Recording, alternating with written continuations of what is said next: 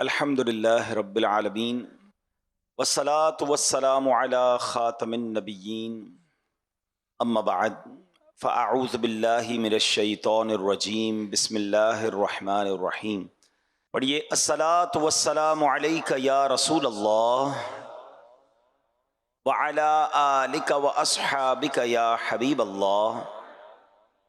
الصلاة والسلام علیک یا نبی اللہ وَعَلَىٰ آلِكَ وَأَصْحَابِكَ يَا نور اللہ۔ درود پاک پڑھنے کے بے شمار فضائل و برکات ہیں۔ کئی احادیث، کئی واقعات ہمیں فضائل درود میں ملتے ہیں، اور درود پاک کب کب کیسے کیسے کام آتا ہے یقیناً جب جب پڑھتے ہیں تو ایمان تازہ ہو جاتا ہے۔ ایک بڑی پیاری حدیث جو میرے شیخ طریقت امیر اہل سنت نے ایک بڑی پیاری کتاب لکھی ہے، میں آپ کو ریفر بھی کروں گا کہ وہ بکلٹس ضرور حاصل کریں، اربعین عطار کے نام سے، جس میں آپ نے مختلف حدیثوں کو جمع کیا ہے۔ اربعین عطار کا والیوم نمبر 2 ہے، قسط نمبر 2 ہے، اور اس کا پیج نمبر 16 اور حدیث پاک نمبر بھی 16 ہے۔ دا بیوٹیفل حدیث۔ میں اگر اس حدیث کو بیان کرنے سے پہلے اگر ایک کوسچن کر لوں کہ ہم میں سے کون کون چاہتا ہے کہ اللہ پاک میرے دل کو روشن فرما دے؟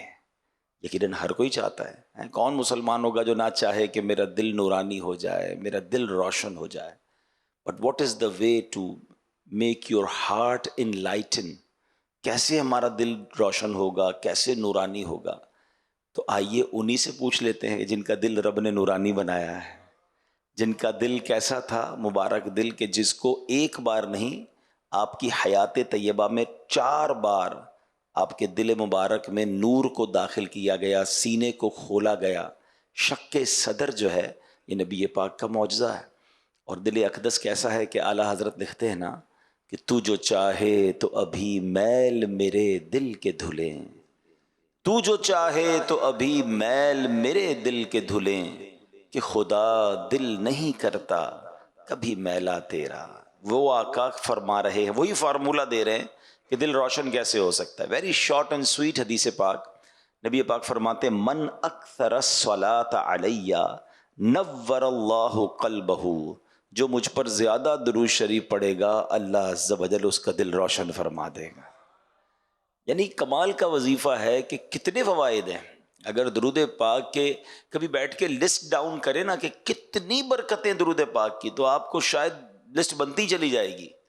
دنیا میں، آخرت میں، قیامت میں کون سا فائدہ ہے جو آپ چاہتے ہیں اور وہ درود پاک میں نہیں ہے؟ میں ایک چھوٹی سی سمری بیان کر دیتا ہوں۔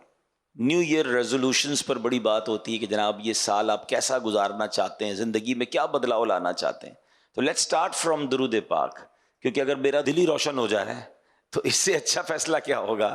دل ہی نورانی ہو جائے تو اس سے اچھا ڈیسیژن کیا ہوگا؟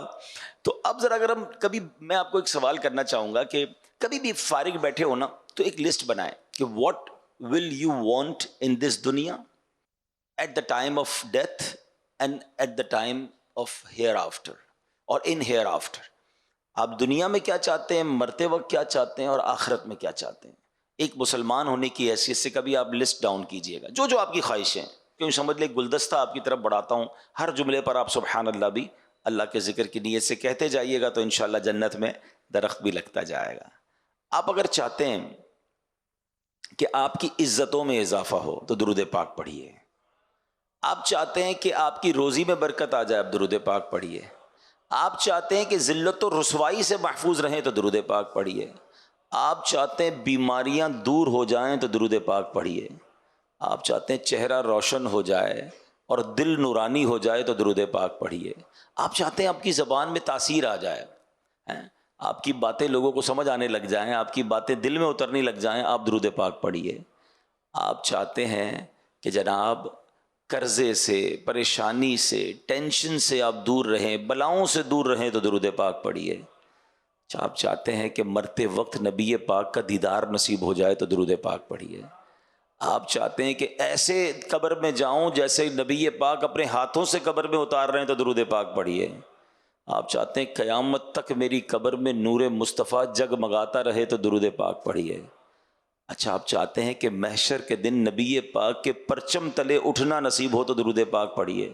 حوض کوثر پر جاؤں تو میرے آقا مجھے پہچان لیں تو درود پاک پڑھیے. اور آپ چاہتے ہیں حساب کتاب آسانی سے ہو جائے تو درود پاک پڑھیے. آپ چاہتے ہیں جنت میں آقا اپنے ساتھ لے جائیں تو درود پاک پڑھیے. مدینے جانا چاہتے ہیں تو درود پاک پڑھیے. اور نبی پاک کی دید کرنا چاہتے ہیں تو درود پاک پڑھیے. اب مجھے سچ بتاؤ کچھ باقی رہ گیا ہے؟ اب اس لسٹ میں اور کچھ باقی ہے جو آپ کو چاہیے تھا اور نہیں میں نے بیان کیا. دنیا میں مرتے وقت اور آخرت میں اور کیا چاہیے کسی مسلمان کو؟ کہ روزی میں برکت رہے، قرضوں میں ڈوبا نہ رہوں، پریشانیوں سے بچتا رہوں، عزتوں میں اضافہ ہو، دل روشن ہو جائے، مرتے وقت آقا کا دیدار ہو جائے، آقا جنت میں ساتھ لے جائے. What ever I need. میں نے جتنی باتیں بیان کی ہیں اگر کچھ لوگوں کا مطالعہ ہوگا تو شاید انہیں ہر جملے پر کوئی روایت یاد آ رہی ہوگی کہ ساری باتیں کم و بیش حدیثوں میں اور روایتوں میں صراحتاً موجود ہیں. مجھے بتاؤ نا، اتنا کچھ ہو درود پاک میں اور پھر بھی میں درود پاک نہ پڑھوں، پھر بھی جناب فضول باتیں تو جتنی کروانی کروا لیں مگر میرے پورے ٹائم ٹیبل میں کوئی درود ٹائم نہ ہو. ایسا نہ کریں. Let's make a beautiful resolution, beautiful intention from today کہ آج سے یہ نیت کر لو کہ انشاءاللہ اب روزانہ کثرت کے ساتھ درود پاک پڑھیں گے انشاءاللہ. یعنی زبان جو ہے نا، یقین کریں، میں آپ کو بلیو کریں اگر جن کی عادت ہے یا جن کی جو عادت کریں گے وہ خود دیکھیں گے. اگر زبان ذکر و درود سے ترک کر دی نا آپ نے، آپ کے بہت سارے پرابلمز کلیمٹیز خود ہی خود حل ہونا شروع ہو جائیں گے. کیونکہ اللہ کا ذکر رحمتیں لاتا ہے، نبی پاک کا ذکر رحمتوں کی برسات کرتا ہے. تو رحمت برسے گی تو ٹینشن دور ہی ہوگی نا. ٹھیک ہے نا. اللہ کا ذکر نہیں کرتے کچھ لوگ، پورا پورا دن گزر جاتا ہے. حالانکہ کتنی the best easy good deed, easiest good deed جو ہے، آسان ترین نیکیوں میں سے یہ نیکی ہے کہ بندہ ذکر الہی کرتا رہے، درود پاک پڑھتا رہے. بیٹھے بیٹھے نیکیاں مل رہی ہیں نا. آپ جاب کرتے ہوں گے، آپ کاروبار کرتے ہوں گے، جاتے ہیں آفس پر، کام کرتے ہیں، ٹائم دیتے ہیں، تب جا کے کچھ ارننگ ہوتی ہے. ادھر تو بیٹھے بیٹھے رحمتوں کی برسات شروع ہو سکتی ہے. کہیے سبحان اللہ، الحمدللہ، اللہ اکبر. میں نے جب یہ شروع کیا تو گھڑی میں 3:03 ہو رہے تھے فیضان مدینہ کی، ابھی بھی اتری ہیں، یعنی 1 منٹ بھی آگے نہیں بڑھی گھڑی. اور میں نے کیا کما لیا اور آپ نے کیا کما لیا؟ اللہ قبول فرما لے. حدیث پاک کا مضمون ہے جو ایک بار سبحان اللہ کہے جنت میں درخت لگا دیا جاتا ہے. الحمدللہ پر جنت کا درخت ہے، اللہ اکبر پر جنت کا درخت ہے. اور آپ کو پتہ ہے تمام اذکار میں، تمام ذکر میں سب سے بڑا ذکر، افضل ذکر کون سا؟ افضل الذکر لا الہ الا اللہ، حدیث پاک ہے. اچھا ہم سارے ہی مسلمان چاہتے ہیں، میں کئی بار اپنے بیان میں اس جملے کو ایڈ کرتا ہوں اور اسی نیت سے کرتا ہوں کہ نہ جانے کسی ایک کی بھی عادت پڑ گئی تو چلے مجھے بھی ثواب مل جائے گا. اگر میں آج یہ سوال کروں آپ سب سے، کون کون چاہتا ہے مرتے وقت کلمہ نصیب ہو؟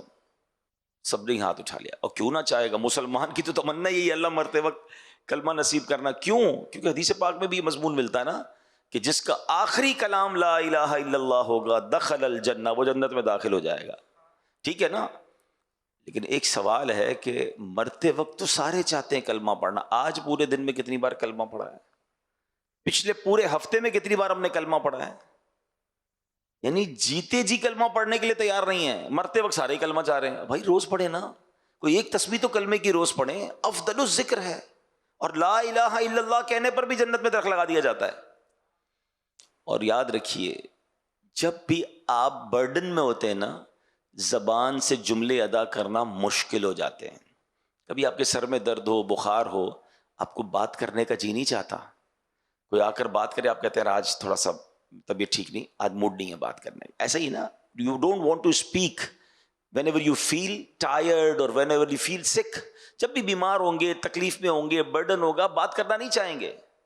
آپ کو پتہ ہے سکرات کا وقت تو سب سے زیادہ تکلیف کا وقت ہوگا. علماء کہتے ہیں اس دن زبان بھاری ہو جائے گی. اپنی زبان کو کلمے کا عادی بناؤ تاکہ سکرات کے وقت بھی کلمہ نکل جائے، زبان سے ادا ہو جائے.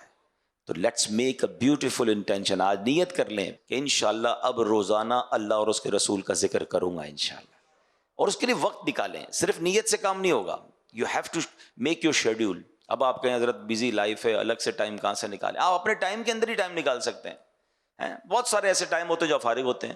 آپ ڈرائیو کرتے وقت فارغ ہوتے ہوں گے، آپ ٹریول کرتے وقت آپ کی ظاہر ہے اس وقت کوئی ایکٹیویٹی تو نہیں ہے نا, اس وقت ذکر کر لیں. آپ پلان کر لیں کہ جب بھی ٹریول کروں گا میری زبان درود پاک پڑے گی, ذکر اللہ کرے, تسبیح جیب میں رکھنا شروع کر دیں, گاڑی میں رکھنا شروع کر دیں. جب بھی واک کریں تو واکنگ ٹائم کو ذکر درود ٹائم بنا دیں. مزے کو مزہ آ جائے گا, آپ حیران ہو جائیں گے اتنے سارے ذکر اور اتنے سارے درود پڑھ لیں گے آپ. بس بات یہ کہ ذہن بننے کی دیر ہے کہ یار میں یہ چنک آف ٹائمز جو ہیں اس کو یوز کروں.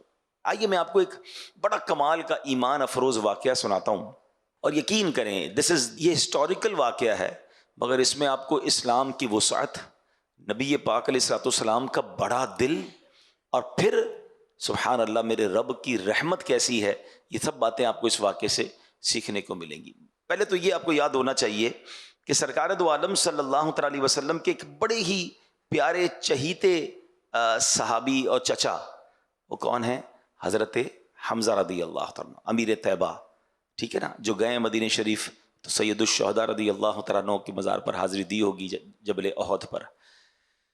تو سید الشہداء سیدنا حمزہ رضی اللہ تعالیٰ عنہ کو جس نے شہید کیا, ٹھیک ہے, اس کا نام تھا وحشی. وہ ایک حبشی غلام تھے, اور ان کو آرڈر دیا تھا ایک خاتون نے کہ آپ نے جا کر حضرت حمزہ کو ٹارگٹ کر کے آپ نے شہید کرنا. ان کو اس خاتون کو بدلہ لینا تھا بدر کا. بدر کے مارکے میں حضرت حمزہ کے ہاتھوں بہت سارے غیر مسلم ہلاک ہوئے تھے, تو اب اس کا ریونج تھا. لیکن اس ریونج میں ایک اور کام ہوا کہ حضرت حمزہ کو شہید کرنے کے بعد معاذ اللہ آپ کے جسم کو کاٹا گیا اور آپ کے جگر کو بھی چبایا گیا. اور یہ نبی پاک علیہ الصلوۃ والسلام کے لیے بہت تکلیف دہ تھا. ایک تو پیارے آقا بہت کلوز تھے حضرت حمزہ رضی اللہ تعالیٰ سے, اور پھر جب یہ معاملہ ہوا تو آپ بڑی غمگین ہو گئے, بہت آنسو نبی پاک کی آنکھوں سے بہے, اور نبی پاک بہت یاد فرماتے. اتنا پیار تھا کہ پیارے آقا علیہ الصلوۃ والسلام کونین کے والی ہوتے ہوئے کم و بیش ہر ہفتے حضرت حمزہ رضی اللہ تعالیٰ عنہ اور شہداء احد کی مزار پر کرم فرمانے کے لیے تشریف لاتے تھے.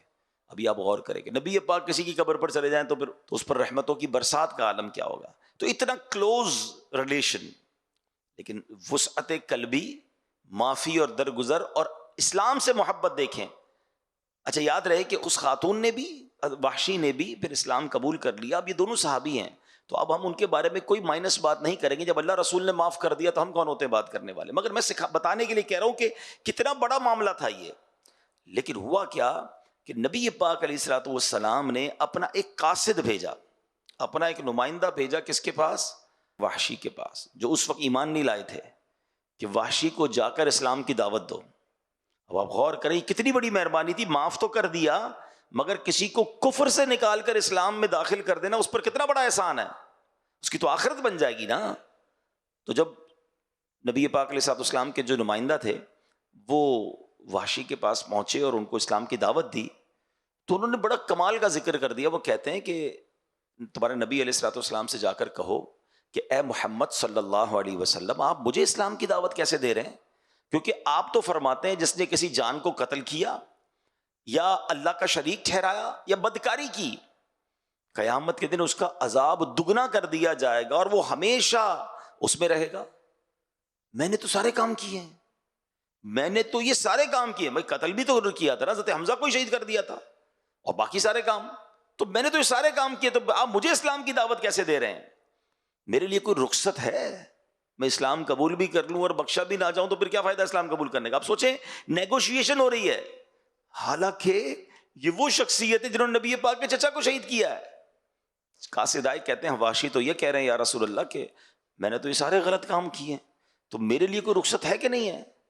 اللہ اکبر. تو اب کیا ہوا؟ سبحان اللہ, اب اللہ کریم کی بارگاہ سے ایک آیت نازل ہوتی ہے. قرآن میں یہ آیت نازل ہوتی ہے, الا من تاب وآمن وعمل عملا صالحا. ترجمہ کنز ایمان, مگر جو توبہ کرے اور ایمان لائے اور اچھا کام کرے. یعنی توبہ کر لے, ایمان لے آئے اور اچھے کام کرے, اب اس کے لیے گنجائش بن جائے گی, اس کی مغفرت ہو جائے گی. یہ قاصد گیا واپس اگین میسنجر وحشی کے پاس کہ تمہارے لیے آیت آ گئی ہے اور دیکھو یہ ریلیف ملا ہے. وحشی کہتے ہیں ہو سکتا ہے میں ان چیزوں پہ عمل نہ کر سکوں, میں نیک عمل نہ کر سکوں, میں پراپر توبہ نہ کر سکوں, ایمان تو لے آؤں گا, تو اس میں گارنٹی تو نہیں ہے, کوئی اور رخصت ہے؟ آپ غور کریں کہ اللہ کریم کی رحمت کا عالم کیا ہے اور نبی پاک کی وسعت قلبی کا عالم کیا ہے. پھر قاصد واپس آیا, کہتے ہیں وحشی کہتا ہے مجھے امید ہے کہ نہ کر سکوں اگر میں ان تمام باتوں پر عمل, تو پھر کیا ہوگا میرا؟ ایک اور قرآن کی آیت نازل ہوئی. ہائے ہائے، اللہ کی رحمت تو دیکھیں. قرآن میں رب ارشاد فرماتا ہے ان اللہ لا یغفر ان یشرک بہ ویغفر ما دون ذلک لمن یشاء. اب کیا اس آیت میں حکم ہوتا ہے؟ اللہ فرماتا ہے بے شک اللہ اسے نہیں بخشتا کہ اس کے ساتھ کفر کیا جائے، اور کفر سے نیچے جو کچھ ہے جسے چاہے معاف فرما دیتا ہے. یعنی کفر کے بعد تو آلموسٹ سب معاف ہو گیا نا. وہ واپس گئے واشی کے پاس، مبارک ہو دوسری آیت آ گئی ہے، اب تمہارے لیے اور ریلیف آ گیا ہے. واشی کہتا ہے اس پہ بھی اللہ نے یہ فرمایا نا اللہ جسے چاہے معاف کرے، ہو سکتا ہے مجھے معاف نہ کرے. لک ایٹ دا وے، اس میں تو اللہ نے یہ فرمایا نا اللہ جسے چاہے معاف کر دے. مجھے معاف نہ کیا تو مجھے تو گارنٹی چاہیے، کوئی رخصت ہے میرے لیے. اللہ اکبر. پھر قاصد آتا ہے، کہتا حضور واشی تو یہ کہہ رہے ہیں. اللہ اکبر. اب قرآن کی ایک اور آیت نازل ہوتی ہے. اب ذرا یہ آیت سنیے گا، میرے رب کی مہربانی دیکھیں. اللہ فرماتا ہے کل یا عبادی الذین اسرفوا علی انفسہم لا تقنطوا من رحمت اللہ ان اللہ یغفر الذنوب جمیعا انہ هو الغفور الرحیم. اللہ فرماتا ہے تم فرماؤ اے میرے وہ بندوں جنہوں نے اپنی جانوں پر زیادتی کی، اللہ کی رحمت سے نا امید نہ ہو، بے شک اللہ سب گناہ بخش دیتا ہے، بے شک وہی بخشنے والا مہربان ہے. خود اعلان ہو گیا کہ رحمت سے مایوس نہیں ہونا ہے، اللہ سب بخش دیتا ہے.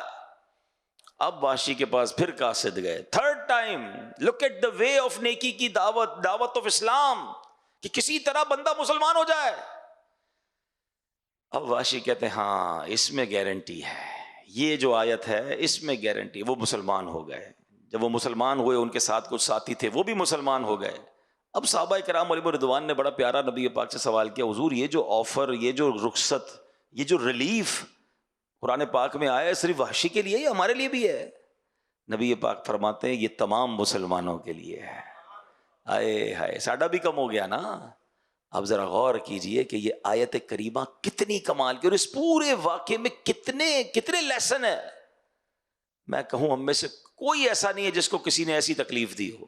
پاسبل ہی نہیں ہے نا کہ ایسے کیسے تکلیف کو دے جو حضرت وحشی کی طرف سے نبی پاک کو پہنچی تھی. مگر دل اقدس دیکھیں، معافی دیکھیں، درگزر دیکھیں کہ نہ صرف معاف کر دیا بلکہ اسلام قبول کرنے کے لیے قاصد بھیجا، اور وہ ریکوائرمنٹ کرتے رہے، وہ آرگیومنٹ کرتے رہے، نیگوشیشن کرتے رہے، اور پیارے آقا ان کے لیے ریلیف کوئی نہ کوئی صورت بن جائے.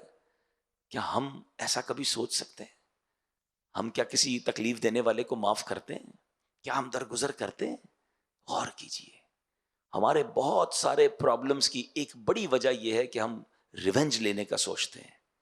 ہم بعض اوقات انتقام کی آگ میں جلتے ہیں، اور یہ امید انتقام کی آگ جو لگی ہوئی کہاں ہوتی ہے؟ ادھر. انتقام تو پتہ نہیں کب لیں گے، لیکن یہ روز جلاتی ہے. نہ سونے دیتی ہے، نہ جاگنے دیتی ہے، نہ جناب سکون دیتی ہے. خود ہی آگ لگا لی اپنے دل میں. اگر اس آگ کو بجھا دوں تو کتنا ریلیف ہو جائے گا، کتنا سکون ہو جائے گا. ٹینشن ہی نہیں رہی نا، مجھے بدلے ہی کسی سے نہیں لینا ہے، مجھے میرے دل میں کسی کے لیے نیگیٹو ہے ہی نہیں. اور آپ بلیو کریں، ہمیں ملتے ہیں کبھی کبھی کچھ لوگ کہتے ہیں یار نیند نہیں آتی، سکون نہیں ہے، میں نیند کی گولیاں کھا کے سوتا ہوں، یا رات کو سوتا ہوں تو دماغ چلتا رہتا ہے، سوچتا رہتا ہے. آپ یقین کریں، آپ غور کریں، 2-3 پرابلمز ہو سکتی ہیں آپ کو. یا تو آپ کے دل میں حسد ہو گیا ہے کسی سے، کیونکہ حسد والا خود ہی جلتا ہے. حسد چیز ہی ایسی ہے کہ مجھے جس سے حسد ہو گیا، جب اس کو ترقی ملے گی مجھے تکلیف ہوگی، اس کو عزت ملے گی مجھے تکلیف ہوگی، وہ مشہور ہو جائے گا مجھے تکلیف ہوگی، پیسے والا ہو جائے گا مجھے تکلیف ہوگی، وہ مزے کر رہا ہے اور میں رو رہا ہوں مجھے تکلیف ہو رہی. کمال کی بیماری ہے کہ جس سے حسد ہے وہ انجوائے کر رہا ہے، اور وہ جتنا انجوائے کر رہا ہے اتنا مجھے تکلیف ہو رہی ہے. تو مجھے کیوں پالنی ہے ایسی بیماری بھائی؟ ٹھیک ہے نا، جو مجھے ہی تکلیف دے رہی ہے. اس کو کہتے ہی جیلسی ہے، جلن ہی ہے اس میں. اچھا افسوس کی بات ہے دنیا میں بھی جلتا ہے، آخرت میں بھی جلے گا. اتنی خطرناک بیماری. حدیث پاک میں آتا ہے حسد نیکیوں کو ایسے کھا جاتا ہے جیسے آگ لکڑی کو کھا جاتی ہے. اب سردیوں میں لوگ لکڑی جلاتے ہیں، کیا ہوتا ہے؟ تھوڑی دیر بعد لکڑی فنش، ختم، راخ.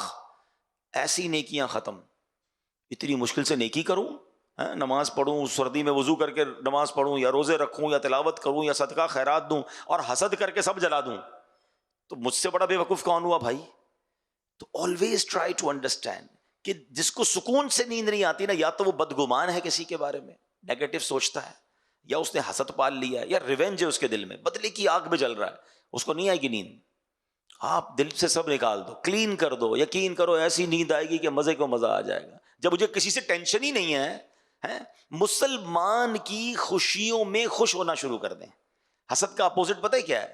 کہ آپ کو پتا چلے نا یار کسی کو ترقی ملی, آپ انجوائے کریں, یا اللہ ماشاء اللہ سبحان اللہ, اللہ اس کو اور دے, اللہ اس کو اور نواز, مجھے بھی دے دے. دیکھیں یہ دعا کرنے میں کوئی حرج نہیں ہے کہ اللہ تو نے اس کو دیا ہے مجھے بھی دے دے, یہ تو میرے رب کے خزانے بھرے ہوئے ہیں نا, وہ اس کو دے سکتا ہے, آپ کو بھی دے سکتا ہے. لیکن یہ جو تمنا ہوتی ہے نا کہ اس کا چھن کے مجھے مل جائے یا مجھے نہ ملے مگر یہ برباد ہو جائے, یہ حسد ہے, حرام, جہنم میں لے جانے والا کام. اچھا پھر اس کی جو کانسیکوینسز ہے نا وہ بڑے خطرناک ہے. نیند ہی نہیں آئے گی, ٹینشن بہت ہے, دل جل رہا ہے, اور پیارے آقا سب کو معاف کر رہے ہیں, ایسے شخص کو بھی معاف کر رہے ہیں. تو اب میں اور آپ اس واقعے سے پہلے تو یہ سیکھیں کہ ہم نے معاف کرنا ہے, درگزر کر. دیکھیں we are within human beings, ہم انسانوں کے درمیان جی رہے ہیں نا, انسان سے خطا ہو جاتی ہے. آپ اگر باس ہیں, ایچ او ڈی ہیں, تو آپ کے کسی ساتھ کام کرنے والے سے مسٹیک ہو جائے گی. آپ شوہر ہیں تو بیوی بچوں سے مسٹیک ہو جائے گی, والدین ہیں تو بچوں سے مسٹیک ہو سکتی ہے. آپ کہیں بھی ہیں آس پاس کے لوگ مسٹیک کریں گے. اچھا میں خود بھی تو کرتا ہوں نا, آپ بھی تو کرتے ہیں. آپ دوسروں کی مسٹیک یاد کر رہے ہیں, اپنی مسٹیک کیوں بھول رہے ہیں بھائی؟ آپ کی مسٹیک پکڑنے والا کوئی اور ہے مگر آپ دوسروں کی مسٹیک چھوڑ نہیں پا رہے. نہ کریں ایسا.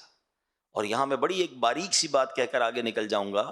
ہم سب کی ایک دعا ہوتی ہے اور اچھی دعا ہے, اور خاص طور پہ جب شب قدر آتی ہے تو سبھی دعا کرتے ہیں, اللہم انک عفو کریم تحب العفو فاعف عنی. اس کا معنی پتہ ہے آپ کو؟ میننگ بڑا پیارا معنی ہے. اور بلکہ چلیے یہ مشورہ بھی دیتا ہوں, whenever you try to recite any of Arabic supplication, جب بھی آپ کسی عربی دعا کو پڑھیں اس کی میننگ ضرور سمجھا کریں, پھر مزہ ہی اور آئے گا. آپ مانگ کیا رہے ہیں آپ کو ہی نہیں پتا ہے. آپ کسی جگہ پر آپ ایپلیکیشن دے رہے ہیں, کوئی کہے کیا لکھا ہے, بولے مجھے نہیں پتا, تو بھی کیسی ایپلیکیشن ہے بھائی, آپ کو ہی نہیں پتا کیا مانگنا ہے. ایپلیکیشن پڑھتے ہیں, سمجھتے ہیں, نہیں سمجھ آتا ٹرانسلیٹ کرتے ہیں. اب تو چیٹ جی پی ٹی پتہ نہیں کدھر کدھر سے ٹرانسلیٹ ہو جاتا ہے. تو بھائی دعا کا بھی تو معنی سمجھو نا, کیا مانگ رہے ہو اللہ سے. آپ بلیو کریں جس دن عربی دعائیں سمجھ آنے لگ گئی آپ کو مزے کو مزہ آ جائے گا, کیونکہ اس میں جو فصاحت ہے, اس میں جو بلاغت ہے, اس میں جو رقت ہے, اللہ اکبر. یہ میرا موضوع نہیں ہے ورنہ اس پر پھر کبھی بات کریں گے کہ عربک دعاؤں کا ایسنس کیا ہے اور اس کا لطف کیا ہے کہ اس کو سمجھ کے پڑھیں. بہرحال اس دعا پر آتے ہیں. اچھا یہ دعا بھی نبی پاک علیہ الصلوۃ والسلام نے بیان کی ہے, حدیث پاک کی دعا ہے. بی بی عائشہ صدیقہ رضی اللہ تعالی عنہا نے پیارے آقا سے پوچھا تھا نا کہ حضور شب قدر کو پالوں تو کیا پڑھوں, تو نبی پاک نے دعا بتائی تھی. سبحان اللہ, اللہ کے حبیب بتائیں کہ اللہ سے ایسے مانگو, اس سے اچھی دعا کون سی ہوگی. ڈائریکٹ کوشچن آنسر مل گیا نا. آپ کہتے ہیں نا پیپر آؤٹ ہو جائے, پیپر آؤٹ ہی تو کر دیا نبی پاک نے. جس سے مانگنا ہے اس سے یہ ایسے مانگ لو, رب کے حبیب بتا رہے ہیں. لیکن اس دعا کے معنی کیا؟ اللہم انک عفو, اے اللہ تو معاف کرنے والا ہے, تحب العفو, معافی کو پسند کرتا ہے, فاعف عنی, مجھے بھی معاف کر دے. Look at the beautiful way to ask. مگر اب میں آپ سے ایک سوال کرنا چاہتا ہوں, میں اللہ سے تو یہ کہہ رہا ہوں اللہ تو معافی کو پسند کرتا ہے, مجھے معاف کر دے. میں نے بندوں کو معاف کر دیا ہے. ایک ایسی دعا ہے کہ میں کہوں یا اللہ تو مجھے معاف کر دے, میں تیرے بندے معاف نہیں کروں گا, میں تو بدلہ لوں گا, میں تو انتظار میں بیٹھا ہوں. بلکہ کچھ لوگ تو اتنے خطرناک ہوتے ہیں کہ وہ اگلے کی خوشی کا انتظار کر رہے ہوتے ہیں کہ اس کے بچے کی جس دن شادی ہوگی نا اس دن رنگ میں بھنگ ڈالوں گا, اس دن بدلہ لوں گا, اس دن ذلت ذلیل کروں گا, جس دن اس کی پروموشن ہوگی نا, یا جس دن جناب اس کو کوئی ترقی ملے گی, میں اس دن اپنا جو ہے نا غصہ نکالوں گا. استغفر اللہ, استغفر اللہ. کتنا گندا ذہن ہے یار. کسی مسلمان کی خوشی خراب کرنی ہے آپ کو. خدا کے واسطے سوچیں, وہ رشتہ دار سوچیں کہ اللہ نے اس بھائی کے گھر میں خوشی دی, ارمانوں سے وہ خوشی کر رہا ہے, اور آپ اس نیت سے جا رہے ہو اس خوشی میں, یا نہیں جا رہے ہو اس خوشی میں کہ میں اس کی خوشی کو خراب کروں. ایسا نہ ہو تمہاری ساری خوشیاں خراب ہو جائیں, ایسا کبھی نہیں سوچنا چاہیے. تو سنیے کیسی دعا ہے, اے اللہ میرے سارے گناہ معاف کر دے, میں تیرے بندوں کو معاف نہیں کروں گا. یہ کیسی دعا ہے مجھے بتاؤ نا. مزہ کیا ہے کہ میں پہلے سب کو معاف کروں جس نے بھی مجھے ستایا, تکلیف پہنچائی, اور پھر اللہ سے عرض کروں اے کریم تو سب سے بڑا معاف کرنے والا ہے, میں تو بندہ ہوں نا, میں نے بندہ ہو کر تیرے سارے بندوں کو معاف کر دیا, اب اے کریم تو بھی مجھے معاف کر دے. پھر دل سے نکلے گی نا, پھر اس کا لطف بھی اور ہوگا. تو اپنے دلوں کو صاف کیجیے. دس از دا سیکنڈ ریزولوشن. ایک دوسری اچھی نیت کہ دل صاف ہونا چاہیے, دل کلین ہونا چاہیے. یہ حسد, بدگمانی, لیگ پولنگ, یہ بہت سارے اداروں میں چل رہا ہوتا ہے. یار یہ کیوں ترقی کر رہا ہے, اس کو کیوں ترقی مل رہی ہے. دیکھیے یاد رکھیں, پتہ نہیں کیوں ہمارا یہ مائنڈ سیٹ بن جاتا ہے کہ اس کی ترقی میری ترقی میں رکاوٹ ہے. ایسا نہیں ہے, ہر بندہ اپنا نصیب لے کر آتا ہے یار. ایک سمندر ہے, سمندر میں کیا مچھلی کو راستہ ڈھونڈنا پڑتا ہے کہ یہ مچھلی ہٹے گی تو مجھے راستہ ملے گا؟ اتنا بڑا سمندر ہے اللہ کی رحمت کا, اس کو بھی تیرنے دو, آپ بھی تیرے, آپ اپنے بلبوتے پر آگے بڑھے نا, اس کو پیچھے کر کے آگے کیوں بڑھنا ہے؟ ہاں, وہ کہتے نہیں وہ اصل میں اس نے وہ چاپلوسی کی تھی, تو اس نے وہ شکایت کی تھی, تو اس نے فلاں کام کیا تھا, اس لیے وہ آگے بڑھ گیا. او یار, آپ ان چیزوں کو چھوڑ دینا, آپ کے نصیب میں جو آپ کو مل کر رہے گا. آپ اللہ کی رحمت سے نا امید کیوں ہوتے ہیں؟ اصل میں حسد کی ایک بیسک وجہ پتہ کیا ہو جاتی ہے؟ مثال کے طور پہ میں ایک ایگزامپل دیتا ہوں, ماشاءاللہ کافی سارے لوگ بیٹھے ہیں. اگر میں ہمارے یہاں ذمہ دار اسلامی بھائی کو 100,000 کے نوٹ دوں اور میں کہوں یہاں سے بانٹنا شروع کریں, اب اس وقت 100 سے زیادہ اسلامی بھائی بیٹھے ہیں, مثال دے رہا ہوں, کافی سارے ہیں, یہ یہاں سے شروع کریں, 1,000 کا سب کو نوٹ دیں. اب میں نے اعلان بھی کر دیا کہ 100 نوٹ ہے, 1,00,000 روپے ہے, جناب سب میں 1,000 بانٹ دیں. تو ادھر بیٹھنے والا کوئی بندہ سوچ سکتا ہے کہ یار یہ جو بھائی 100 نوٹ بانٹیں گے تو یہاں کی تو باری نہیں آئی, ختم ہو جائیں گے. تو وہ ہو سکتا ہے یہاں سے کھڑا ہو اور آگے جا کے لائن توڑ کر اپنا 1,000 روپے لے لے, کیونکہ میری باری میں تو ختم ہو جائیں گے ان کے پاس. اول تو ایسا کرنا نہیں چاہیے, لیکن لاجیکلی تو سمجھ آتا ہے نا کہ ہیں 100 نوٹ, بندے 200 ہیں. اچھا, ان کے پاس 100 ہیں تو باقی کو ٹینشن ہو رہی ہے, اللہ کے پاس تو محدود نہیں ہے نا, اس کے خزانے تو بھرے ہوئے ہیں نا. ہم یہ کیوں سوچتے ہیں کہ اس کو ملنے سے پہلے مجھے مل جائے ورنہ ختم ہو جائے گا؟ نہیں ختم ہوگا, اس کریم کے خزانے بھرے ہوئے ہیں, وہ جب سے دنیا بھری بانٹ رہا ہے. اللہ سے یہ کہو نا, اللہ تو اس کو دے رہا ہے مجھے بھی دے دے. جو اس کو دے سکتا ہے وہ آپ کو بھی دے سکتا ہے, عزت اس کو دی آپ کو بھی دے سکتا ہے, شہرت اس کو دی آپ کو بھی دے سکتا ہے, دولت اس کو دی آپ کو بھی دے سکتا ہے. اللہ سے مانگو نا, اس کا چھیننا کیوں ہے, اس کا برباد کیوں کرنا ہے؟ یہی وہ مسٹیک ہے جو ہمیں سمجھ نہیں آ رہی, اور ملتا بھی نہیں ہے. میں آپ کو صحیح بتاؤں, مانگنے سے مل جاتا ہے, اللہ کی بارگاہ میں مانگنے سے مل جاتا ہے, بندے سے چھیننے سے ملتا نہیں ہے. ساری دنیا کوشش کر لے نا کسی کو گرانے کی, اور رب نے عزت رکھی ہے, کوئی نہیں بگاڑ سکے گا اس کا. ہاں, سب مل کے گرانے کی کوشش کر لیں, اللہ نے عزت رکھی ہے, اس کو عروج ہی ملنا ہے, اس کو ترقی ملنی ہے. وَتُعِزُّ مَن تَشَاءُ وَتُذِلُّ مَن تَشَاءُ بِيَدِكَ الْخَيْرُ. اللہ کے ہاتھوں میں. یہ میں ہوتا کون ہوں کسی کی عزت گرانے والا, کسی کی دولت چھیننے والا, کسی کا رزق لے لوں؟ ہو ہی نہیں سکتا. یہ ادھر بٹھا لیں, میرے نصیب کا کوئی چھین نہیں سکتا, اور میرے نصیب میں نہیں وہ مجھے کوئی دے بھی نہیں سکتا. جو ہے وہی ملنا ہے, تو مانگو نا اللہ سے, خیر والی دعا کریں. تو یہ خوبصورت واقعہ جو حضرت واشی کے ایمان لانے کا واقعہ لیسن ہے, جگر بڑا دل بڑا.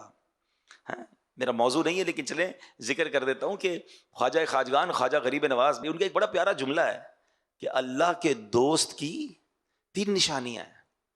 اگر اللہ کا دوست بننا ہے نا 3 کام کر لیں. اور کہتے ہیں نا بڑے آدمی کے بڑے ہی اقوال ہوتے ہیں, گولڈن ورڈز ہوتے ہیں. آپ نے ایک جملے میں گل مکا دی, بات ہی ختم کر دی. کہتے ہیں شفقت آفتاب جیسی, دل دریا جیسا, عاجزی زمین جیسی.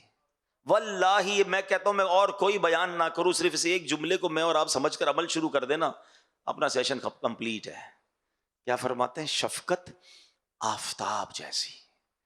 یعنی شفقت کیا ہوتی؟ پیار, محبت. آفتاب کس کو کہتے ہیں؟ سورج کو. سورج صبح نکلتا ہے تو ڈسکریمنیشن کرتا ہے کہ جناب آج جو ہے میں صرف مسلمانوں کو روشنی دوں گا, غیر مسلم کو نہیں دوں گا. آج صرف اللہ کے فرما برداروں کو دوں گا, نافرمانوں کو نہیں دوں گا. آج پیسے والوں کو روشنی ملے گی, غریبوں کو نہیں ملے گی. آج آبادیوں کو روشنی ملے گی, جنگلوں کو نہیں ملے گی. Not at all. شفقت پوری دنیا کو روشنی دیتا ہے بلا کسی ڈسکریمنیشن کے. ایسا ہی ہے. اور ہم کیا کرتے ہیں؟ ہماری مسکراہٹ بھی بڑی قیمتی ہے, جاننے والوں کو ہی دیں گے, جس کو جانتے نہیں اس کے آگے مسکراتے بھی نہیں ہیں, بلکہ ملاقات شیک ہینڈ بھی نہیں کرتے. شیک ہینڈ بھی اسی سے کرے گی جس کو جانتے. نماز پڑھنے حالانکہ مسجد میں گئے ہیں, مگر جس کو نہیں جانتے اس کو نہیں. خاص طور پہ اگر کوئی غریب کپڑوں والا ہے اسے تو ملے گا ہی کوئی نہیں. یہ کیا ہو گیا؟ اخلاق تو سب کے ساتھ ہونے چاہیے نا. ہاں, ہمارے الگ الگ چہرے ہیں کچھ لوگوں کے. اپنی آفس پہ بڑے با اخلاق, اسمائلی فیس, کسٹمر سروس پہ کام کر رہا ہوں نا, اپنے کسٹمر کے ساتھ بڑے بڑے سافٹ مینر ہوں گے. یہی بندہ جب گھر جاتا ہے تو ببر شیر بن جاتا ہے. گھر والے ساری ٹینشن میں جب بندہ یہ گھر جاتا ہے, بھائی ایمرجنسی آ جاتی ہے کچھ لوگوں کے گھر میں, جلدی کھانا ریڈی کرو, گرم کرو ورنہ خیر نہیں ہے. روٹی گرم نہیں ہوئی تو ڈانٹ پڑے گی, چائے ٹھنڈی ہو گئی تو ڈانٹ پڑے گی, استری نہیں ہوئی تو ڈانٹ پڑے گی, جوتے پالش نہیں تو خیر نہیں. بندہ کہ بندہ گھر میں آیا, انسپیکٹر آیا ہے. حالانکہ حدیث پاک کا مضمون ہے کہ تم میں بہترین وہ ہے اپنے گھر والوں کے ساتھ بہترین ہے. اور پھر نبی پاک اپنے بارے میں فرما رہے, سن لو میں تم سب سے زیادہ اپنے گھر والوں کے ساتھ بہترین ہوں. مگر ہم ہیں ایسے. اچھا پھر گھر والوں بھی کیٹیگرائز کر دیا نبی پاک علیہ الصلوۃ والسلام نے. اس میں بھی ون آف دا ٹاپ کون ہے کہ ایک بار پیارے آقا علیہ الصلوۃ والسلام کی بارگاہ میں ایک شخص آیا, کہتے حضور میرے سب سے زیادہ اخلاق کی حقدار کون ہے؟ فرمایا تیری ماں. کہ حضور اس کے بعد؟ فرمایا تیری ماں. کہ تھرڈ ون, تیسرا کون حضور؟ فرمایا تیری ماں. پھر کہتے حضور اب کون؟ فرمایا تیرا والد. ہائے ہائے ہائے. ایک اور خوبصورت بات بتاؤں, علماء نے اس حدیث کو بڑا خوبصورت انٹرپریٹ کیا ہے, بڑی پیاری اس کی شرح بیان کی ہے. وہ کہتے ہیں نا ہم خود ہی حدیث سمجھ لیں گے, خود ہی قرآن سمجھ لیں گے. بھائی ہمارے پاس وہ علم نہیں ہے جو علماء کرام اور مفسرین اور شارحین کے پاس ہے. مشکل کتابوں کو آج بھی پڑھنے کے لیے استاد چاہیے ہوتا ہے. اگر یہی کتابوں سے پڑھ کے علم کرنا آسان ہوتا تو چلیں آج سے MBBS کی کتابیں خود ہی پڑھ لیں, ڈاکٹر بن جائیں اور آپریشن شروع کر دیں. ہر آپریشن یوٹیوب پر بھی موجود ہے, ہر آپریشن کتاب میں بھی لکھا ہوا ہے. اٹھائیں چھری, اٹھائے کاٹے, کاٹ دے بندہ. کہ نہیں بھائی کتاب سے آپریشن نہیں ہوتا, پریکٹس سے ہوتا ہے, ٹیچر چاہیے. اس میں سب سمجھ آتی ہے کہ ہاں بھائی جب تک پریکٹس نہ ہو, ہاؤس جاب نہ ہو, بندہ علاج نہیں کر سکتا, وکالت نہیں کر سکتا, فلاں کام. علم کے بارے میں, دین کے بارے میں بندہ کہتا ہے علماء کی کیا ضرورت ہے. یہ سوشل میڈیا پہ یہ بھی تو شوشے چھوڑے جا رہے ہیں نا کہ بھائی کیا ضرورت ہے علماء کے پاس جانے کی, کتابیں ہیں نا, گوگل سے سرچ کرو, گوگل مفتی فتویٰ دے دے گا. اللہ کے بندو, مفتی گوگل ذرا سوچو تو صحیح, گوگل بنایا کس نے؟ یہ ساری ٹیکنالوجیز کیا مسلمانوں نے بنائی ہیں؟ تو کیا آپ کو نہیں لگتا کہ اس میں کچھ ایسا بھی ڈال دیا ہو جو اسلام کے خلاف ہو؟ آپ تو سرچ کریں گے اور عمل کر لیں گے. آج بھی معاذ اللہ ہم کام کر رہے ہیں دعوت اسلامی والے اس پر کہ آج بھی بدقسمتی سے اسلام لکھیں, قرآن لکھیں, دین لکھیں, سرکار علیہ الصلوۃ والسلام کا نام لکھیں, ٹاپ پر بدعقیدوں کی باتیں آ جاتی ہیں, غیر مسلموں کی باتیں آ جاتی ہیں, معاذ اللہ قادیانیوں کی باتیں آ جاتی ہیں. دعوت اسلامی اس کو کاؤنٹر کر رہی ہے, ہمارا IT ڈپارٹمنٹ پورا اس پر کام کر رہا ہے. مگر یہ سوچنے کی بات ہے نا کہ دین جو ہے وہ کیسے بغیر علماء کے اور بغیر ایکسپرٹ سے میں سمجھوں گا. اب صرف اس حدیث پر اگر میں بات کروں, ایک عام نوجوان پڑھے کہ یار پھر تو والد کی کوئی فکر ہی نہیں کرنی. ماں 3 بار نبی پاک نے فرمایا بس میں جانوں میری ماں جانے, ابا گیا فارغ, اپنی طرف سے فیصلے نہیں کرنے. اب علماء نے اس کو انٹرپریٹ کیا, سنیے گا. علماء فرماتے ہیں نبی پاک کا ہر لفظ جو ہے نا وہ اہمیت کا حامل ہے. پیارے آقا کی زبان سے نکلا ہے نا, وہاں سے کوئی فضول بات کا تو تصور ہی نہیں ہے نا. وہ دہن جس کی ہر بات وحی خدا, چشمہ علم و حکمت پہ لاکھوں سلام. 3 بار ماں کیوں کہا اور 1 بار والد کیوں کہا؟ دیر از اے لاجک بیہائنڈ دس. اور کیا خوبصورت لاجک بیان کی علماء نے. کہتے ہیں ماں 3 احسان کرتی ہے بچے پر, بڑے احسان. ویسے تو ساری زندگی ماں کے احسان ہوتے ہیں. ماں 9 مہینے پیٹ میں بچے کو پالتی ہے, ٹھیک ہے. پھر وہ ماں جو ولادت کے وقت, ڈیلیوری کے وقت جو اسے تکلیف ہوتی ہے وہ انبیئربل ہوتی ہے. اور اس میں کئی مائیں موت کی آگوش میں چلی جاتی ہیں, موت کو ٹچ کر کے واپس آتی ہے ماں بچے کے لیے. اور تیسرا پھر ماں اس کی پرورش کرتی ہے, ٹھیک ہے. فرمایا یہ تو ہو گئی ماں کے 3 احسان. ان تینوں کیٹیگریز میں والد ایک احسان کرتا ہے کہ بچے کی پرورش کرتا ہے. والد تو پیٹ میں بچے کو نہیں پالتا نا, ولادت کی تکلیف والد کو نہیں ہوتی ہے. تو اس لیے 3 بار ماں فرمایا اور 1 بار والد. ہر لفظ کے پیچھے حکمت ہے. اور پھر علماء نے اس کو سمرائز کیا کہ اب کرنا کیا ہے ماں باپ کے ساتھ. فرمایا خدمت ماں کی زیادہ کرنی ہے, عزت والد کی زیادہ کرنی ہے. کیونکہ وہ والدہ کا بھی شوہر ہے نا, ماں سے زیادہ عزت والد کی کرنی ہے, مگر خدمت جو ہے دونوں میں ملا کر وہ والدہ کی زیادہ کری. مگر نا come again to the point کہ الگ الگ چہرے ہیں نا. شفقت سب کے لیے آفتاب جیسی نہیں ہے. دوست کے لیے آدھی رات کو حاضر. کوئی دوست ہمیں رات کو فون کرے یار ذرا موٹر سائیکل خراب ہو گئی, کہیں گاڑی خراب ہو گئی, رات کو 3 بجے پہنچ جاتے ہیں دوست کے پاس. میں نہیں کہتا دوستوں کے ساتھ اچھا برتاؤ نہیں ہونا چاہیے, مگر کبھی رات کو دیر سے امی ابو کوئی کام کہہ دیں, دوائی لانی ہو, کوئی خدمت کرنی, امی ابھی ٹائم نہیں ہے, تھکا ہوا ہوں, سونا ہے, صبح آفس جانا ہے. تو بتاؤ نا یہ کیا کیٹیگری ہے. پریورٹی کس کو دینی تھی؟ ماں باپ کو, فیملی کو, پھر بار والوں کی باری آنی تھی.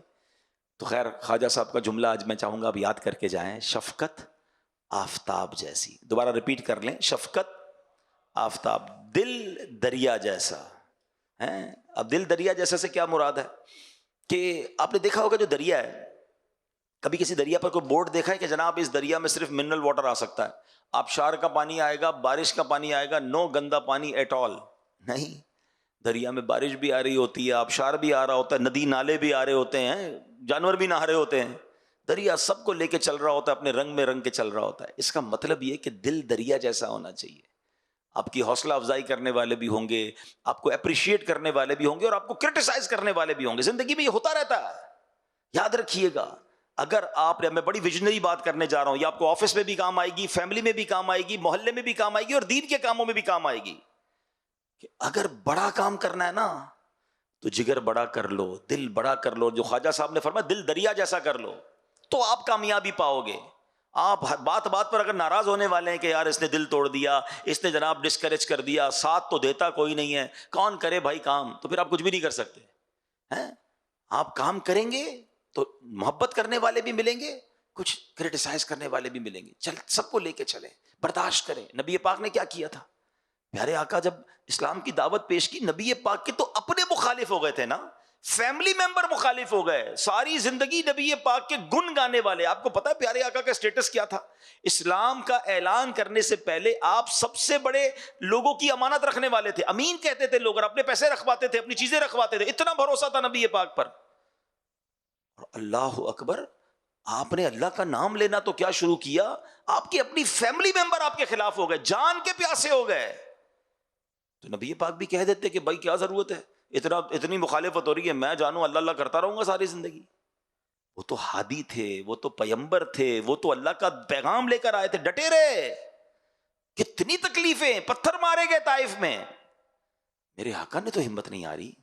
اچھا پھر سارے انبیاء کی ہسٹری پڑھیں نا، حضرت نوح کی ہسٹری پڑھیں، حضرت موسیٰ کی پڑھیں، حضرت عیسیٰ، سب کو تکلیف ہوئی ہے، سب کو ستایا گیا. اچھا پھر اولیاء کرام کی ہسٹری پڑھ لیں. ہم خواجہ غریب نواز کا ذکر کر رہے ہیں، ہندوستان آئے تو کیا ریڈ کارپٹ ملا تھا آپ کو؟ Everybody become enemy of him. کوئی بیٹھنے نہیں دیتا تھا، کوئی پانی نہیں پلاتا تھا، کوئی جناب بات نہیں سنتا تھا. مگر پھر and of the day result کیا آیا؟ ڈٹے رہے نا، ہمت میں رہے، دل دریا جیسا تھا.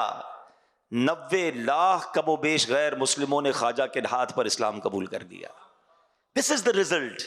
یہ کب ملتا ہے؟ جب دل دریا جیسا ہو. اتنا سا دل ہو تو کچھ نہیں ہوتا. کئی لوگ نیکی کا کام شروع کرتے ہیں، کہتے ہیں کوئی ہمت توڑ دے کہ میں نہیں کرتا، بھائی کوئی ساتھ ہی نہیں دیتا، آج کل نیکی کا زمانہ ہی نہیں ہے. وہ نہیں کر سکتے. بالکل اسی طرح کاروبار میں بھی آپ کے ساتھ ہوگا. آپ کاروبار کریں، آپ کہیں نئی آفس کھول لیں، نیا ویژن لے کر نکلیں، لوگ ڈسکریج کریں گے. کچھ لوگوں کا کام ہی یہی ہوتا ہے یار، کوئی بات نہیں، ان سے الجھنے میں بھی ٹائم ضائع نہیں کرنا چاہیے. یہ بھی پرابلم ہے. یا تو ان سے لڑنے لگ جائیں گے، مجھے کیوں ایسا کہا. اب جتنی دیر آپ ان سے لڑ رہے ہیں نا، آپ کا کام رک گیا ہے. وہ تو چاہتا یہی تھا.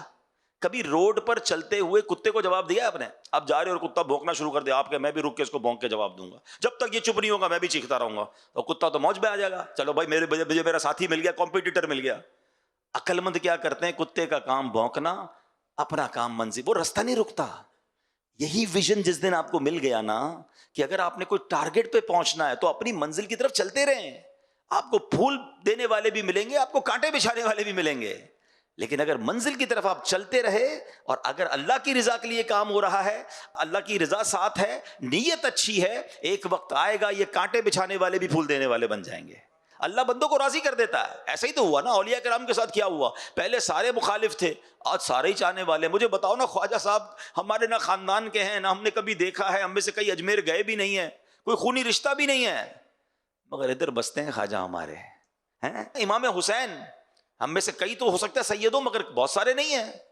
مگر امام حسین سے پیار کیسا ہے یار، اپنے بچے قربان کر دے بندہ امام حسین کے نام پر، کربلا والوں کے نام پر. کیوں؟ انہوں نے اللہ کو راضی کیا، انہوں نے رب کو راضی کیا، رب نے سب کو راضی کر دیا. ٹارگٹ یہ ہونا چاہیے. ہم سب کو راضی کرنے کے چکر میں رب کو ناراض کر دیتے ہیں. تو اگر آپ نے بڑا کام کرنا ہے نا، تو دل، ریپیٹ کریں گے، دل دریا جیسا، شفقت آفتاب جیسی، دل دریا جیسا. تیسرا جملہ سنو، خواجہ صاحب کہتے ہیں اللہ کا دوست جو ہوتا ہے نا، اس کی 3 نشانیاں. تیسری نشانی فرماتے عاجزی زمین جیسی. ہاں ابھی کس پہ بیٹھے ہو آپ اور میں؟ زمین پر بیٹھے نا، ہمارے پیروں تلے زمین ہے. اچھا زمین پر سجدہ بھی کوئی کرتا ہے، خوش ہوتی ہوگی زمین، مگر زمین پر برائی بھی کر رہا ہے. مگر زمین سب کے لیے بچھی ہوئی ہے.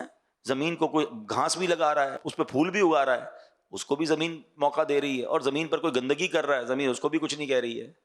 عاجزی اللہ کو بڑی پسند ہے. عاجزی بچ جائے کہ دانا خاک میں مل کر گلے گلزار ہوتا ہے. جب بھی آپ نے پھل والے درخت دیکھے ہوں گے نا، پھلدار درخت، جس درخت پر پھل لگتے ہیں نا وہ آلویز جھکتا ہے. جتنے پھل لگتے جائیں گے وہ نیچے آتا جائے گا، اکڑ کے نہیں کھڑا ہوتا. اگر آپ بھی چاہتے ہیں نا آپ کو پھل لگ جائے، جھکنا شروع کر دیں. आजिज़ी शुरू कर दें, हम्बल रहें। कभी ये ना कहें ये मैंने किया है, मेरी होशियारी से आगे बढ़ा हूं जनाब, मेरी स्टडीज ने मुझे यहां तक पहुंचाया, मेरे तजर्बे ने, ये मेरे मेरे फैसले ने मुझे तरक्की दी। कुछ लोग कहते नजर आते भाई ये मेरा कमाल है। कभी मत सोचना मेरा कोई कमाल नहीं है, सब मेरे रब की मेहरबानी। मुझसे ज्यादा होशियार लोग परेशान हैं, मुझसे ज्यादा जनाब इंटेलिजेंट लोग हमारे से बहुत नीचे हैं। ये अल्लाह ने मुझ जैसे कमजोर आदमी को यहां तक पहुंचा दिया। हमेशा ये जहन में होना चाहिए, हर हाल में अल्लाह का शुक्र अदा करना चाहिए। तकब्बुर जो है ना वो बर्बादी लाता है। बताइए ना, दुनिया में सबसे पहला गुनाह क्या हुआ था? The very first sin on this universe क्या था? तकब्बुर ही तो था। शैतान ने क्या किया था? हजरत आदम को सजदा नहीं किया था ना? क्या प्रॉब्लम थी? प्राउड। अना खैरुम मिन, क्या कहा था उसने अल्लाह की बारगाह में? अल्लाह मैं इससे बेहतर हूं। खलकतनी मिन नारियूं व खलकतहू मिन तीन, अल्लाह मुझे आग से बनाया, इसको मिट्टी से बनाया, मैं इससे बेहतर हूं। एक तकब्बुर किया। शैतान शुरू से ही अल्लाह का नाफरमान नहीं था, उसका नाम अज़ाज़ील था, फरिश्तों का उस्ताद था। उसके चेहरे का नूर छीन लिया गया, उसकी इबादतें बर्बाद कर दी गई, उसको लानती करार दे दिया अल्लाह की बारगाह से, जहन्नम का हकदार हो गया वो। Now I have a big question in front of all of you. एक बार प्राउड करने वाले का यह हाल हुआ है? जो रोज प्राउड करता हो, जो रोज तकब्बुर करता हो, ना करें ऐसा। हाँ, हम कह रहे होते हैं, बहुत सारे लोग कह रहे होते हैं मैं इससे बेहतर हूं। शैतान ने भी तो कहा था ना खैरुम मिन, मैं उससे बेहतर हूं। कोई कहता है मैं पढ़ा लिखा हूं, ये जाहिल है, हैं? मैं एक्सपीरियंस्ड हूं, ये अनएक्सपीरियंस्ड है। मैं खूबसूरत हूं, इसके चेहरा का रंग अच्छा नहीं है।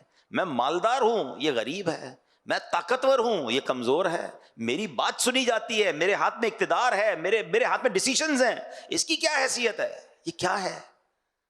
फिर बताओ ना तकब्बुर की तारीफ क्या है? What is the meaning of proud? तकब्बुर की तारीफ ही यही है कि बंदा अपने आप को दूसरे से बेहतर समझे, उसको हकीर जाने। ये तो सुबह शाम हो रहा है, हर बंदा, हर दूसरा आदमी तकब्बुर कर रहा है और इसको एहसास ही नहीं कि वो कितना बड़ा गुनाह कर रहा है।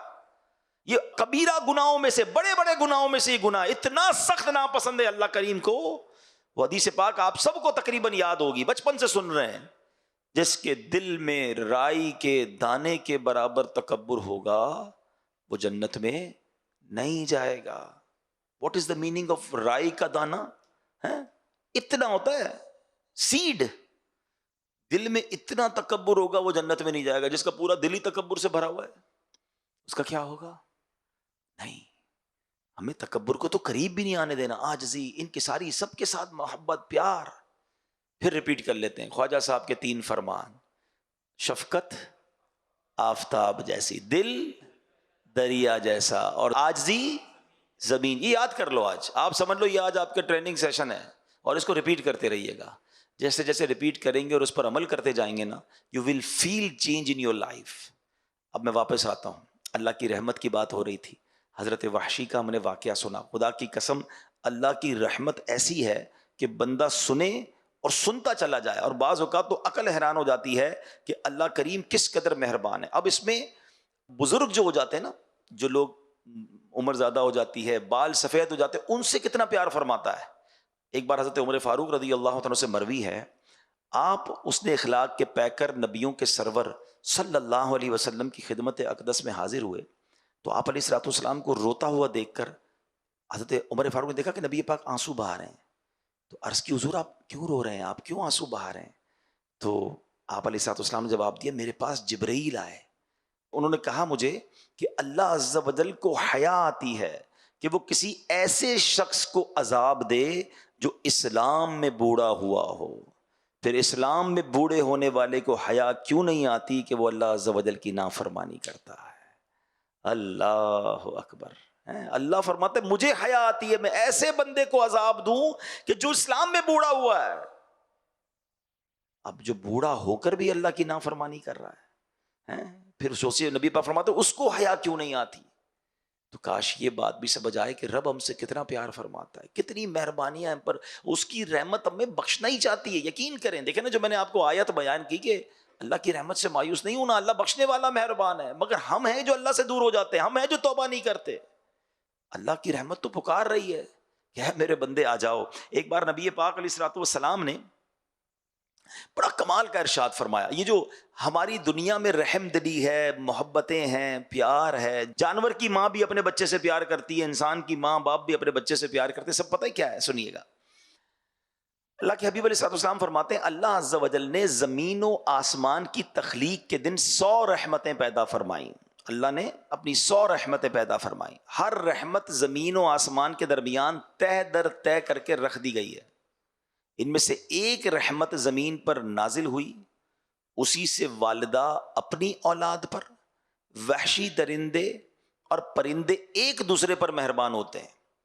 یہاں تک کہ گھوڑا اپنا پاؤں اپنے بچے سے دور کر لیتا ہے کہ کہیں سے چوٹ نہ لگ جائے. جتنی جانوروں میں مہربانیاں ہیں نا، رحم دلی ہے، ماں باپ میں رحم دلی ہے، دنیا میں جتنی رحم دلی ہے. آقا فرماتے ہیں اللہ کی ایک رحمت جو اس نے دنیا میں اتاری ہے نا، یہ سب اس کا مظہر ہے، یہ اس کی وجہ سے آپ دیکھ رہے ہیں. نبی پاک فرماتے ہیں جب قیامت کا دن ہوگا اللہ کریم اس رحمت کو دوسری 99 رحمتوں کے ساتھ ملا کر مکمل 100 فرما دے گا اور بروز قیامت اپنے بندوں پر رحم فرمائے گا. ایک رحمت کا یہ عالم ہے، تو جب 100 رحمتیں قیامت کے دن رب کی ہوں گی تو سوچئے پھر بندوں پر مہربانی کا عالم کیا ہوگا. بڑا کریم، بڑا مہربان. ایک بار نبی پاک علیہ السلام نے آپ کے پاس کچھ قیدی لائے گئے، صحابہ کرام بھی ساتھ تھے. تو ایک عورت کو اس کا بچہ تھوڑا بچھڑ گیا تھا، اس سے دور دوڑتے ہوئے اپنے بچے کو اس نے چمٹایا اور خوب چوما، پھر اسے دودھ پلانے لگی. ماں ہوتی ہے نا.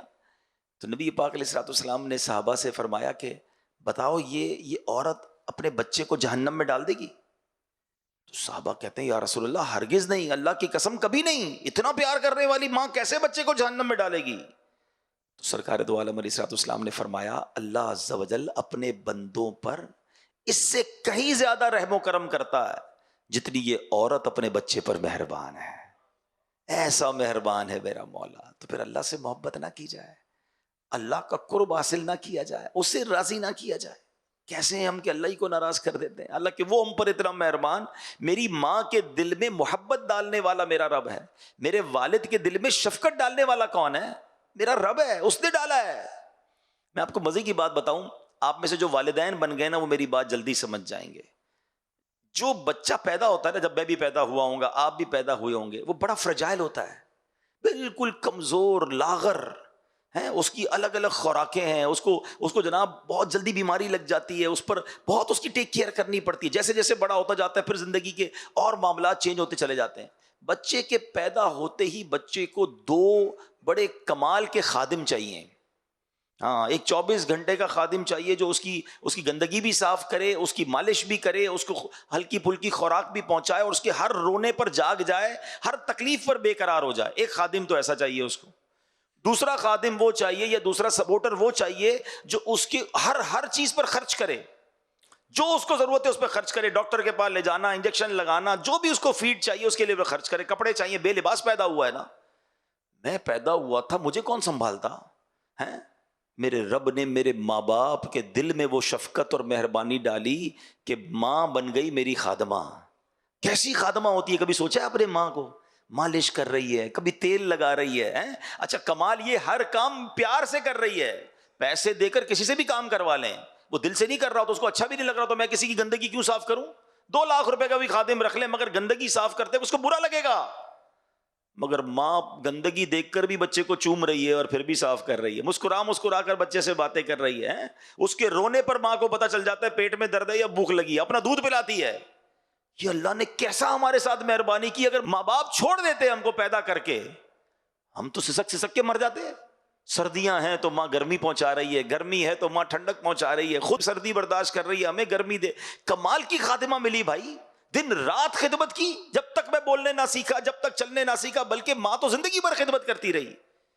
پھر اللہ نے والد کے دل میں کیا کمال کا جذبہ ڈالا کہ آدھی رات کو پیسے چاہیے مجھے ڈاکٹر کے پاس لے جانے کے لیے، مجھے انجیکشن لگانے کے لیے، مجھے پرابلم ہو جائے، والد اپنی جیب کاٹتا ہے، بچے کا علاج کراتا ہے. بچے کو دودھ چاہیے، بچے کو فیڈر چاہیے، بچے کو علاج چاہیے، بچے کو آگے جا کے بسکٹ چاہیے، واٹ ایور ہی نیڈ.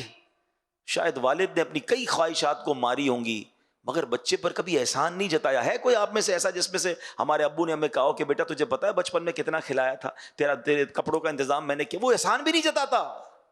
خوشی خوشی کر رہا ہوتا ہے اور پھر دعا بھی کرتا ہے اللہ میرے بچوں کی خیر فرما. اللہ اکبر. یہ کیا ہے؟ کبھی سوچا اپنے خرچ بھی کر کے دعائیں ہمارے لیے کر رہا ہے, دن رات فکر ہے. دنیا میں باپ وہ رشتہ ہے, یاد رکھیے گا. ہاں, دنیا میں بہت کم ایسے لوگ ہوتے ہیں جو یہ سمجھیں کہ یہ بندہ مجھ سے آگے نکل جائے, مگر باپ وہ ہوتا ہے جو ہمیشہ یہ چاہتا ہے کہ میرا بیٹا مجھ سے آگے ترقی کرے, میرا بیٹا مجھ سے زیادہ عزت والا ہو. بلکہ کہتے ہیں نا کسی کو کاندھے پہ بٹھاؤ تو کیا تمنا ہوتی ہے, جدھر تک میں دیکھ رہا ہوں یہ کاندھے پر بیٹھنے والا مجھ سے بھی آگے دیکھے. یہ والد ہوتا ہے.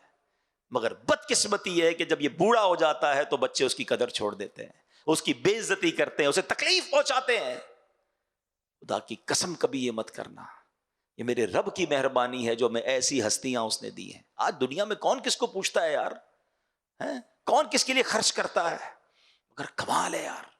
میں پیدا ہوا تو بے لباس تھا, میں پیدا ہوا تو کمزور تھا, میں پیدا ہوا تو کچھ نہیں کر سکتا تھا, مگر قدم قدم پر مجھ پر مہربانی کرنے کے لیے اللہ نے میری ماں اور میرے والد کے دل میں ایسی شفقت محبت ڈالی کہ ان کے لیے دنیا کا سب سے مین آدمی ہی میں تھا, حالانکہ میں کچھ نہیں تھا. اب یہاں لوگ ایسی باتیں بھی کرتے ہیں, بھائی بچے پر بعض اوقات ماں باپ اس لیے مہربانی کرتے ہیں کہ بچہ بڑا ہو کے کما کے دے گا. بھول ہے تمہاری. ارے معذور بچہ پیدا ہو جائے, ماں باپ اس کی بھی خدمت کرتے ہیں. بچے کے اندر کچھ بھی نہ ہو پھر بھی ماں باپ اس کو زندگی بھر سینے سے لگاتے ہیں. یہ بے لوث پیار ہے. مگر میں یہاں اللہ کی محبت بتا رہا ہوں کہ اللہ کی مہربانی اور رحمت دیکھیں, جس نے ایسے ماں باپ عطا کیے تو رب کی رحمت کا عالم کیا ہوگا. تو آج اب زندگی میں ایک بدلاؤ لائیے, ایک چینج لائیے. اور وہ چینج یہ ہونا چاہیے کہ ایک ہے زندگی میں عبادت کرنے کا جو ڈایا میٹر ہے نا, یہ جو انداز ہے وہ یہ ہے کہ یار نماز نہیں پڑھوں گا تو عذاب ہوگا, روزے نہیں رکھوں گا تو مار پڑے گی, جھوٹ بولوں گا تو جناب جہنم میں ڈال دیا جاؤں گا, اس لیے گناہ نہ کرنا یا اس لیے عبادت کرنا کہ سزا ملے گی. یہ ایک الگ طریقہ ہے. میں نہیں کہتا کہ یہ نہیں سوچنا چاہیے, بالکل سوچیں, لیکن اس سے اعلیٰ طریقہ پتہ ہے کیا ہے کہ بندہ اس لیے عبادت کرے کہ میں رب کو ناراض نہیں کرنا چاہتا, میں اللہ سے پیار کرتا ہوں. جس سے پیار ہو نا اس سے ناراض نہیں کرتے, جس سے پیار ہو اس کی ہر بات مانتے ہیں. آپ کو اپنے بچے سے پیار ہے, آپ بچے کی کتنی باتیں مانتے ہیں, بچے کو ناراض نہیں کرنا چاہتے. جس کو اپنی فیملی سے پیار ہے وہ فیملی کے لیے بہت بڑی بڑی قربانیاں دے رہے ہوتے ہیں. تو جس رب نے مجھے بنایا, جس کے مجھ پر اتنے احسان, جس سے بخشش لینی میں نے, جو مہربان مولا, وہ ناراض نہ ہو جائے, یہ خیال نہیں ہونا چاہیے. یقین کریں جس دن آپ نے عبادت اس نیت سے کرنی شروع کی نا کہ رحمان کا حکم ہے اس لیے نماز پڑھ رہا ہوں, میرا رب راضی ہو جائے گا, میں اس لیے عبادت کر رہا ہوں, میں گناہ اس لیے نہیں کر رہا کہ میرا کریم مولا ناراض ہو جائے گا. یہ جو محبت میں گناہ چھوڑنا ہے نا اور محبت میں عبادت کرنی ہے, اس کا لطف ہی اور ہے. ڈر کے عبادت کرنی ہے اور ڈر کے گناہ چھوڑنا ہے, یہ بھی میں نہیں کہتا غلط ہے. سزائیں اسی لیے بیان کی جاتی ہیں کہ بندہ گناہ کی طرف نہ جائے, اور جہنم برحق ہے, عذاب برحق ہے. وہ رحمان بھی ہے تو وہ قہار بھی ہے. مگر میں آپ کو ایک اعلیٰ درجہ بتا رہا ہوں کہ پیار ایسا ہو جائے اللہ سے, محبت ایسی ہو جائے کہ اس کی محبت میں گناہ کرنے کو جی نہ چاہے, اس کی محبت میں اس کی نافرمانی کرنے کو جی ہی نہ چاہے. ایسا دل میں قرار اور پیار ہو جائے کہ بس بندہ ذکر الہی کرتا رہے کہ اپنے محبوب کا ذکر کر رہا ہوں. کائنات میں اگر سب سے زیادہ کسی سے ہمیں پیار کرنا ہے نا تو وہ اللہ کریم ہے. اپنے رب سے محبت کیجیے, اور جب آپ محبت کریں گے نا پھر دیکھیں وہ کریم کیسے خزانے, کیسی رحمتیں عطا فرماتا ہے. لیکن آج ایک اور بات, ڈیفینیشن آف ایمان بھی سمجھ کے جائیے. ایمان کس چیز کا نام ہے؟ خوف اور امید کے درمیان کی شے کا نام ہے. کچھ لوگ ادھر چلے جاتے ہیں, اتنے بے خوف ہو جاتے ہیں بھائی اللہ رحمان ہے, معاف کرنے والا, وہ گناہ پہ گناہ کیے جا رہے ہیں. یہ بھی غلط ہے. اور کچھ لوگ اتنے ڈر جاتے ہیں کہ میری تو بخشش ہی نہیں ہوگی, مایوس ہو جاتے ہیں. یہ بھی غلط ہے. درمیان میں رہنا ہے, خوف بھی رہے, امید بھی رہے, رحمت کے خیال سے مسرور بھی رہوں, اور جہنم یاد آئے تو غمگین بھی ہو جاؤں, اور اللہ سے توبہ بھی کرتا رہوں. ایک بہت خوبصورت اسی بات کو مولا علی شیر خدا کرم اللہ تعالی وجہ الکریم نے اپنے بیٹے کو بڑی پیاری نصیحت کی. اب یہ ذرا غور سے سن لیں, اور یہ احیاء العلوم میں امام غزالی نے تحریر فرمایا کہ اے بیٹے, اللہ تعالیٰ سے ایسا خوف رکھو کہ تمہیں گمان ہونے لگے کہ تمام اہل زمین کی نیکیاں لے کر اس کی بارگاہ میں پیش ہوں گا تو بھی وہ قبول نہیں کرے گا. یہ خوف کی لیول ہونا چاہیے. اور اللہ تعالیٰ سے ایسی امید رکھو کہ تم سمجھو کہ اگر سب اہل زمین کی برائیاں لے کر اس کی بارگاہ میں جاؤ گے تو بھی تمہیں بخش دے گا. وہ ایسا رحمان ہے. تو یہ دونوں چیزیں دماغ میں ہوں گی نا تو لائف بڑی خوبصورت گزرے گی. تو اللہ کرے کہ آج ہم ایک اچھی خوبصورت ابتدا کرنے میں کامیاب ہو جائیں کہ آج سے اپنے رب سے دل و جان سے محبت کریں گے، اس کی اطاعت کریں گے، اس سے پیار کریں گے. اور پھر آخر میں جب بہت ساری پلاننگز آپ کرتے ہیں تو میرا ایک اور مشورہ ہے، اللہ سے محبت اور رسول پاک علیہ الصلوۃ والسلام سے محبت کا ایک خوبصورت انداز یہ بھی ہے، بلکہ علماء نے پیارے آقا علیہ الصلوۃ والسلام کا یہ حق بھی لکھا کہ حق ہے نبی پاک کا امتی پر کہ ان کے روضے کی زیارت کو جایا جائے. تو اگر نیو ایئر پلان کرنا ہے، پورے سال کا پلان کرنا ہے، تو لوگ ٹریول بھی پلان کرتے ہیں. آپ میں سے بہت سارے ہیں جو ہالیڈے پہ جاتے ہیں. تو اپنے اس سال میں ایک پلان کریں کہ پہلے تو جن پر حج فرض ہو گیا ہے وہ حج فرض ہو جائے نا، پھر تاخیر نہیں کرنی چاہیے. ہاں، کیونکہ نبی پاک کی ایک حدیث بڑا ڈرانے والی ہے جس کا مضمون ہے کہ جو حج جس پر فرض ہو گیا اور استطاعت کے باوجود حج نہ کرے تو مجھے کوئی پرواہ نہیں کہ وہ یہودی ہو کر مرے یا نصرانی ہو کر مرے. یعنی اس کے ایمان پر خاتمہ نہ ہونے کا خوف ہے جس پر حج فرض ہے اور وہ حج تاخیر کیے جا رہا ہے. اگر حج فرض ہو گیا وداؤٹ اینی ڈیلے اسی سال حج کر لیں، اور اگر حج فرض نہیں ہے، آپ حج کر چکے ہیں، تو at least once in a year Makkah مدینے کا پلان کیا کریں. ہاں اچھا، ہمارا کام تو پلان کرنا ہے نا. ہو سکتا ہے یہاں کچھ تو ایسے ہوں گے جو افورڈ کر سکتے ہیں اور کچھ ایسے ہیں جو افورڈ نہیں کر سکتے، لیکن میرا اور آپ کا کام نہیں. افورڈ کرنے والے بھی نہیں جا سکتے ہیں، بلاوا نہ آئے تو پیسے والے بھی نہیں جا سکتے. میں نے کئی دیکھے اربوں پتی ہیں، نہیں دیکھا تو مدینہ نہیں دیکھا، ساری دنیا دیکھی. کئی ایسے ہیں جو رہنے کو گھر نہیں ہے اور کئی بار مدینہ دیکھ لیا ہے. کہاں کا منصب، کہاں کی دولت، قسم خدا کی ہے یہ حقیقت، جنہیں بلایا ہے مصطفیٰ نے وہی مدینے کو جا رہے ہیں. تو let's plan for Mecca, let's plan for Medina, let's plan for umrah. اللہ توفیق دے تو رمضان میں عمرہ کریں. حدیث پاک کا مضمون ہے جس نے رمضان میں عمرہ کیا گویا اس نے میرے ساتھ حج کیا. ہاں، تو اللہ سے محبت کا یہ تقاضا، واقعی محبت الہی بڑھ جاتی ہے. کعبہ دیکھ کر جو کیفیت بنتی ہے وہ تو نیکسٹ لیول ہے نا، بندہ سوچ بھی نہیں سکتا وہاں جا کے جو اس کی فیلنگز بنتی ہیں. تو کعبے کا دیدار، طواف، سعی، اور پھر اس کے بعد سبحان اللہ چلو دیکھیں وہ بستی جس کا رستہ دل کے اندر ہے، تو مدینے کی حاضری. تو اس سال میں یہ بھی ایک پلان آپ کے ساتھ ہونا چاہیے. ہالیڈے ٹرپ پر پتہ نہیں کہاں کہاں جا رہے ہوتے ہیں. سچی بات یہ ہے کہ اس سے اچھا کون سا سفر ہوگا؟ دنیا دیاں سفراں تو بندہ تھک بھی تے جاندا ہے، نالے اک بھی تے جاندا ہے، پر سفر مدینے دا ہر وار بڑا سونا. جتنی بار کریں مدینے کا سفر جو ہے وہ بور نہیں کرتا، وہ اور ماشاءاللہ کیفیتیں بنتی ہیں اور برکتیں ملتی ہیں. اللہ پاک عمل کرنے کی توفیق عطا فرمائے. آمین بجاہ النبی الامین صلی اللہ علیہ وسلم.